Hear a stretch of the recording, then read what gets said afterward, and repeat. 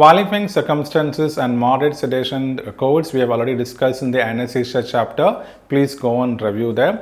Very simple. We have some extra codes which act as modifiers for the anesthesia, and the moderate sedation codes are used based on the time plus age factor, So with every procedure, if moderate sedation is done, you have to report the procedure and then report the code for the moderate sedation. Next comes home health services. What are the home health services? Say a colostomy, say a hemodialysis or a peritoneal dialysis. They are going to take care of this patient, home health. So for them, you can report those services separately. If infusions are being done as a part of home health agencies, then we have like home infusion services as well. These are also chargeable services taking care of the ostomy, colostomy, the urostomy, bags and supplies. We can also report those services as well, like home ventilator services. All these can also be charged. After this after-hour and this miscellaneous services, we also have like this anogenital examination. And imagine a patient has come after consuming a poison. For them, they are going to administer ipecac, right? This causes MS is vomiting, and thereby they are going to remove this emetic or the poisonous substance from the body.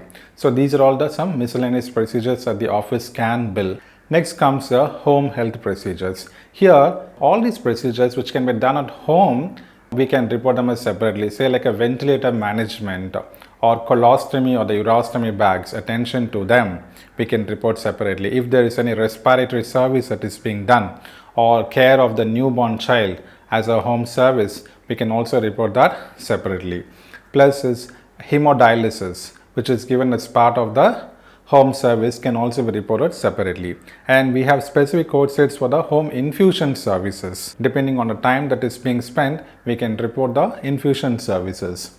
The last therapy that is there, which is there in the concluding portion of this medicine section, is a medication therapy management service, which is being done by a registered pharmacist, because this service is being done at the request being made to a pharmacist, where he sees the drug interactions or drug reactions.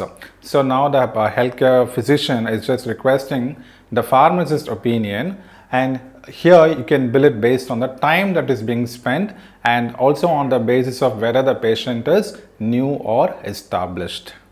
So with this, we have come to the end of this medicine section. Thank you.